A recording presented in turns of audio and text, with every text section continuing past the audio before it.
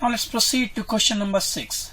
Here in question number 6, if coordinates of a particle moving in a plane are given by x equal to 4 sin kt and y is equal to 3 cos kt, where k is a positive constant, then path followed by the particle is.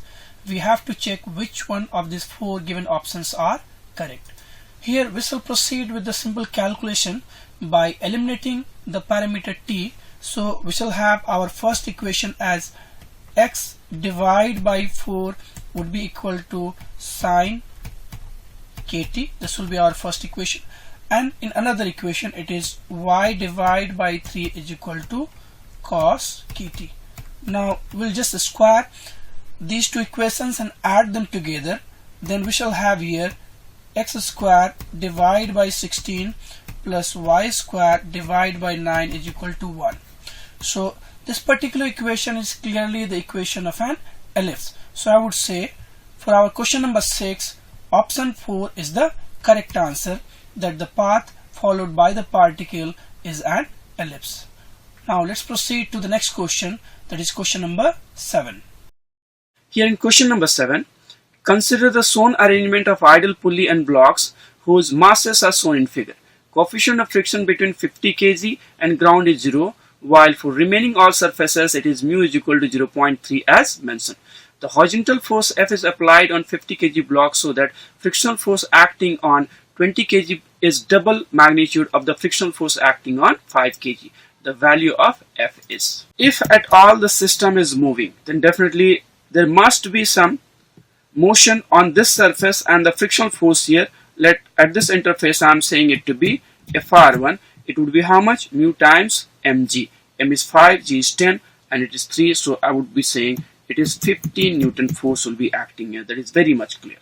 So in other way, by the way the information was given, I would say on this interface Fr2 it must be 30 Newton, because it has to be double of this force. Now here the maximum friction force on this part, Fr2 maximum, that would be how much? It is mu times mg.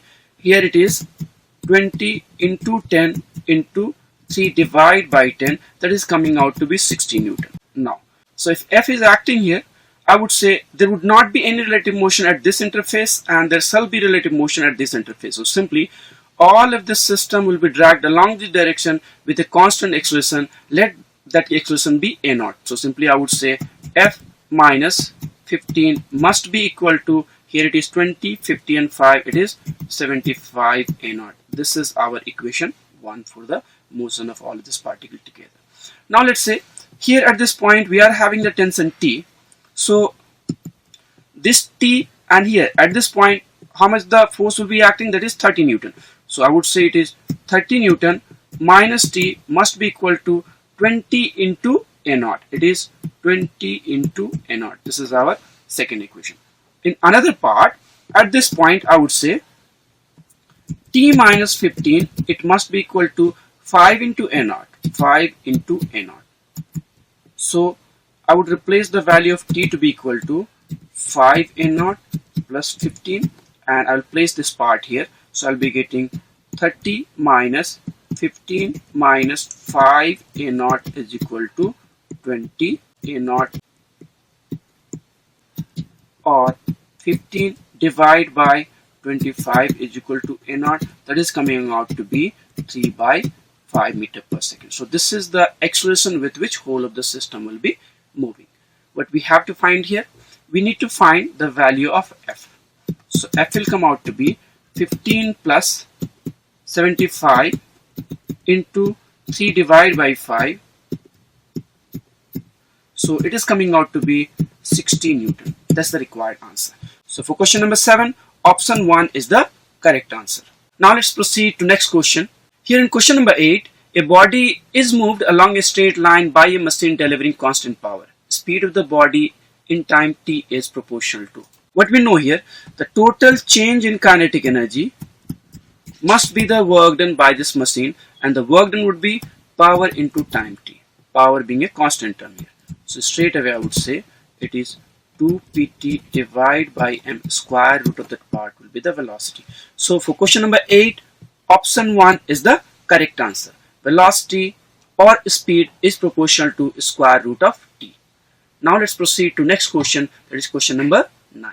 In question number 9, if force F is equal to minus 2 yi plus xj Newton, x and y are in meters, acts on a particle moving in xy plane. Starting from the origin, the particle is taken along positive x-axis to the point x is equal to plus 2 meter and then parallel to y-axis to the point 2 meter and 2 meter. The total work done by the force on the particle is.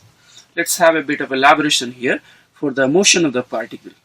I would say starting from this point, particle has actually been moved from here to here. This being how much? 2, 0. So for this motion, it is moving in x direction, but the force that is acting, that has been given as minus of 2 yi plus xj. In x direction, the total force is depending upon the y coordinate, that's being 0 here. So from here to here, no force is acting actually in x direction, and the work done will be how much? 0. So this is for the first part here. Now from here to here, this distance being 2 meter.